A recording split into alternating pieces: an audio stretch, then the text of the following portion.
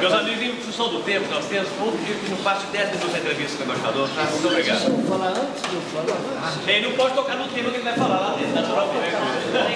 Pode o quê? O embaixador vai resolver.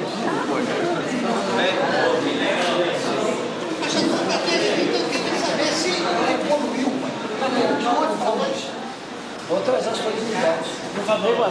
Esse rápido encontro que o senhor teve com o João Leite ontem no Mangabeira, João Leite?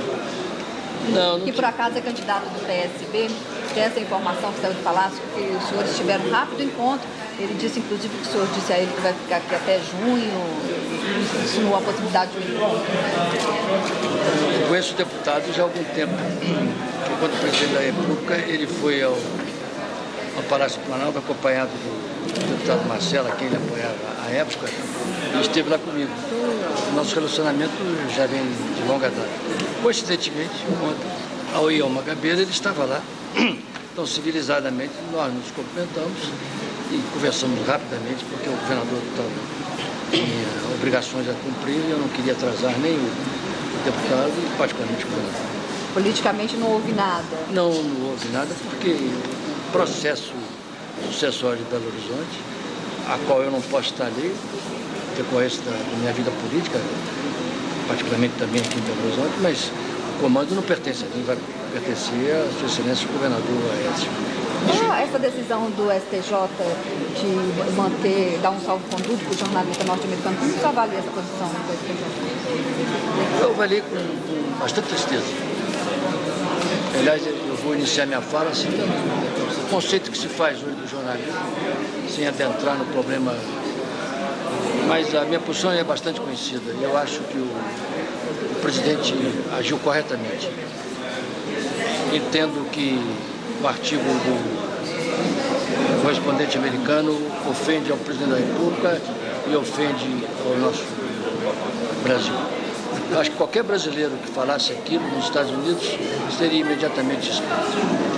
Portanto, o jornalista faltou com a ética, primeiro citando fontes, que ele precisaria determinar com mais fidelidade essas fontes. Segundo, eu acho que ele ofendeu não só o presidente da República, como o nosso país. Dizer que se feriu o princípio dos direitos individuais e ferimos o princípio do Estado de Direito, para mim é um absurdo, porque desde garoto eu aprendi sempre a defender o Estado de Direito em todas as minhas campanhas, desde que eu fui de fora. Acho que ele se excedeu em relação à figura do presidente da República e se excedeu em relação ao nosso Brasil. Vi com tristeza a decisão do tribunal, mas evidentemente uma decisão do tribunal caberá respeitar. Mas a dignidade do presidente da República, de qualquer forma, ela foi devidamente respondida pelo seu governo. Talvez ele pudesse deixá-la aqui, mas sem as funções de jornalista. Mas é que cada um tem sua função. Embaixador, o senhor vai apoiar o candidato em Belo Horizonte e Juiz de Fora? O senhor tem alguma pretensão? Não, nós temos um compromisso com o governador Aécio, a quem eu apoiei também, de trabalharmos em conjunto. Analisamos o problema de Juiz de Fora, analisamos o problema de outras cidades, com ex-governador, e particularmente o problema do Belo Horizonte. É isso que eu disse há pouco, a condição, particularmente aqui em Belo Horizonte, do excelente governador. Embaixador, a opinião do senhor, embaixador, o senhor vem articulando com o governador Aécio Neves uma possível aliança entre o PSDB e o PMDB. Quem o senhor defenderia para a cabeça de chapa hoje em Belo Horizonte? Não, o que eu venho conversando com o governador, o meu desejo de somar nesse aspecto, eu acho que quando o interesse de Minas se faz necessário, que as forças políticas e a própria opinião pública se somem no interesse de Minas e no interesse das Minas. Nós estamos vivendo um período difícil, em que nós apoiamos o presidente Lula, torcemos para que o presidente Lula acerte o benefício do país, esse é o nosso desejo, mas é claro que nós estamos percebendo algumas turbulências no cenário político. E essas turbulências não podem prejudicar, sobretudo, aquilo que nós sempre aprendemos, a democracia. Por exemplo, nós não podemos concordar com a afirmativa que fez ontem o candidato do PSDB em São Paulo, quando ele disse assim: PSDB implantou o Plano Real. Ele já começa complicando a situação. foi o PSDB que implantou o Plano Real. O Plano Real foi assinado por mim em julho de 94. A assinatura foi minha, uma ação do presidente da República. Respeitamos a equipe econômica que examinou, estudou, mas não apenas aquela equipe econômica naquele momento, mas eu vejo aqui o ministro Eliseu Rezende, o ministro Haddad, o ministro Glaucio, que também ajudaram muito a chegar às objetivos. É preciso, então, que não comece se enganando a opinião. Isso que é o nosso desejo. Então, que quando se vê de São Paulo essas vozes, Minas precisa ter alerta e se unir, porque ninguém vai pensar em 2006, porque nós dependemos muito do que acontece nas eleições. O senhor acha que isso pode interferir nessa negociação que o senhor está tendo com o governador? Não.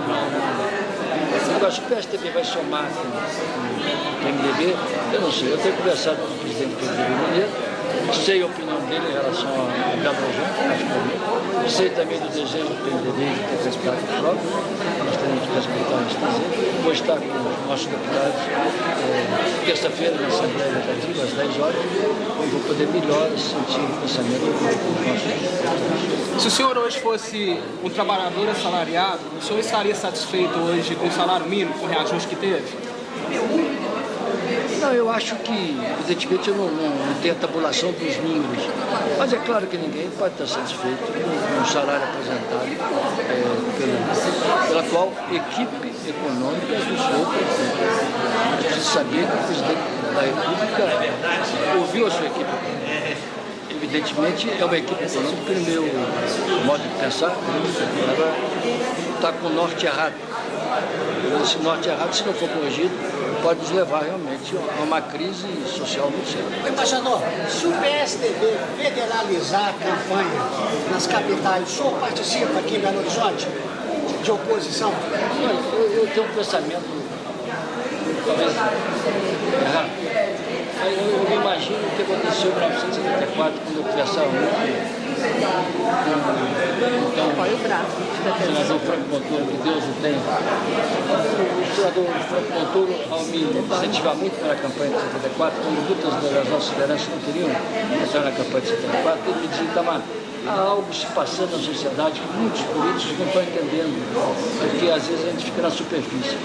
Eu começo a enxergar o quadro brasileiro institucional e político nesse momento, posso estar errado nisso, um pouco parecido com 74. A gente começa a perceber que há algo diferente que a população está pensando, que a gente ainda não conseguiu perceber. Eu acho que nós vamos ter muitas surpresas com essa eleição. Se ela vai ser federalizada, eu não sei. Eu sei que há uma expectativa de que as eleições deste ano vão determinar um certo rumo para o país.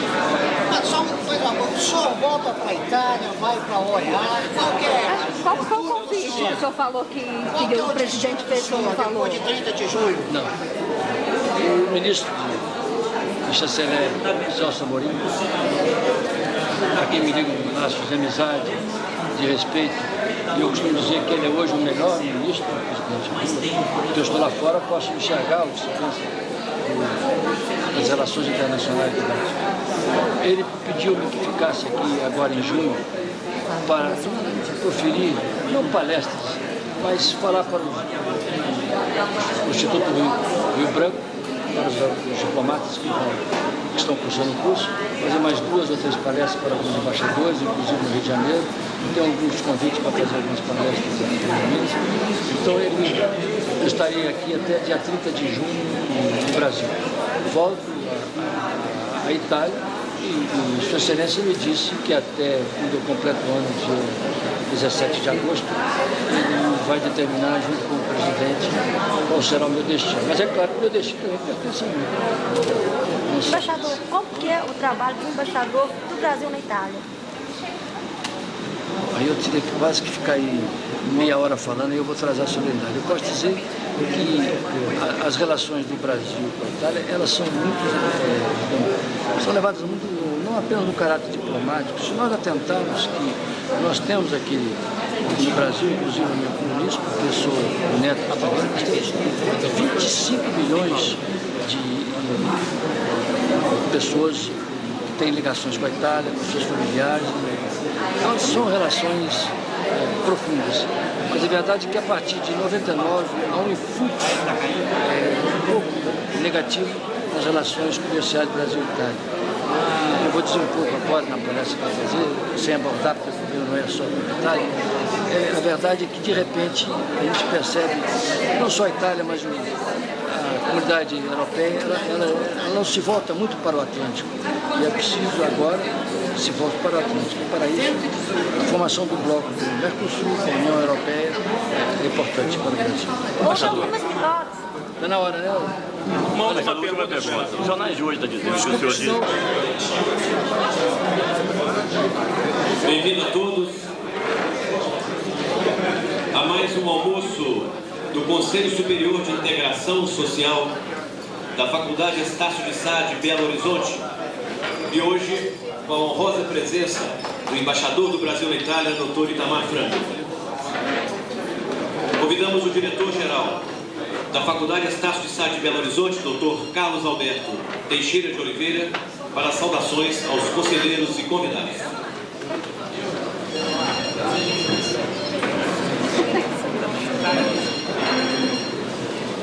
Senhores membros do Conselho Superior de Integração Social da Faculdade Estácio de Sá de Belo Horizonte e convidados especiais, principalmente a deputada Maria Elvira, nossa amiga.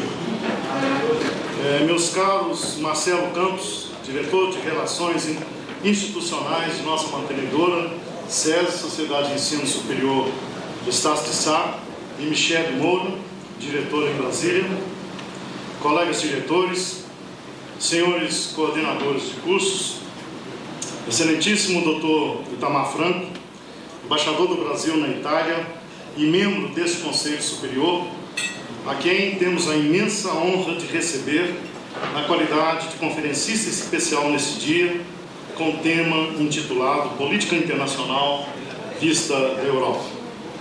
Em primeiro lugar, manifesto os nossos agradecimentos ao embaixador Itamar Franco por ter prontamente aceito o nosso convite e estar aqui presente conosco nesta segunda reunião do Conselho Superior de Integração Social da Faculdade Estácio de Sá de Belo Horizonte. A sua vinda a este encontro é muito importante, senhor embaixador, nesta época de estagnação por que passa o país, e principalmente porque, se relembrarmos que o crescimento econômico, há muito ausente do cotidiano brasileiro, superou a casa dos 5% anuais durante o período em que Vossa Excelência comandou os destinos da nação. Vale ressaltar que nos últimos 16 anos, o período em que a nação brasileira mais se destacou em termos de crescimento foi exatamente durante o seu mandato, quando atingimos, no acumulado de 2 anos de seu governo, a expressiva taxa de 11,06% de aumento do PIB. E, além do mais, todas as principais contas nacionais do balanço de pagamento foram deixadas por Vossa Excelência em absoluta ordem, cabendo mencionar que a dívida pública era metade do que é hoje. Desde então, parece que desaprendemos o que seja crescimento econômico a taxas vigorosas e também, lamentavelmente, o que seja desenvolvimento. Agora, as projeções mais otimistas estão apontando este ano para uma taxa de crescimento do PIB brasileiro da ordem de apenas 2,8%. Se isso se confirmar, senhor embaixador, nos 2 primeiros anos de governo Lula, o Brasil terá obtido um crescimento relativamente ao acumulado da renda per capita igual a 0. É isso mesmo, crescimento 0 ou nulo. E como agravante, esta paralisia do país terá ocorrido em um momento de grande crescimento da economia mundial, com forte dinamismo do comércio internacional e num período em que a maioria das condições externas nos é francamente favorável, como o expressivo preço alcançado das principais commodities no mercado mundial e a ainda reduzida taxa de juros praticada no mercado americano. Há muito, Desde quando tive a honra de presidir o BDMG, Banco de Desenvolvimento de Minas Gerais, tenho escrito e falado que a principal e única saída para o Brasil é o seu reencontro com o crescimento econômico vigoroso e a sua reconciliação com a justiça social. Acima de todas as outras metas, esta tem de ser uma bandeira que precisa ser erguida como a grande vocação e vontade nacional. O modelo econômico brasileiro atual está totalmente esgotado. As metas, como a de inflação zero e superávites fiscais elevados, estão mais uma vez equivocadas. Elas têm de ser flexibilizadas em troca da retomada dos investimentos públicos essenciais, em especial a infraestrutura nacional e a geração de novos empregos. Evidentemente, a estabilidade é uma importante conquista, mas não à custa do empobrecimento do povo e muito menos o bastante ou o suficiente para nos conduzir à conquista do desenvolvimento requerido. A bem da verdade, nestes 9 últimos anos, o Brasil apenas praticou política econômica voltada para a estabilização, ignorando que mais importante é o crescimento vigoroso da economia. O que se viu e o que ainda vigora aqui é simplesmente uma política monetária suicida, baseada em juros altos, restrição creditícia e arroxo fiscal sem precedentes, para garantir tão somente o pagamento dos serviços da dívida interna e externa. Esses são medicamentos fortes demais, que antes de curar a doença, estão matando o paciente. Portugal, à época de Salazar, manteve uma política econômica similar. Lá, a economia era absurdamente estável, o escudo valorizado, mas não havia crescimento econômico. O resultado todo mundo conhece. Portugal se transformou, anos após, num dos países mais pobres e atrasados de toda a história da Europa. Nós estamos correndo o mesmo tipo de risco. Já saltamos da 8ª posição de maior economia mundial há 5 anos e agora somos a 15ª. A renda per capita brasileira, em 2001, situava-se em 90º lugar no mundo e entre as 5 nações de maior concentração de renda. Competindo com países africanos, se encontra, portanto, o Brasil. Os novos investimentos privados praticamente desapareceram. O desemprego continua batendo recordes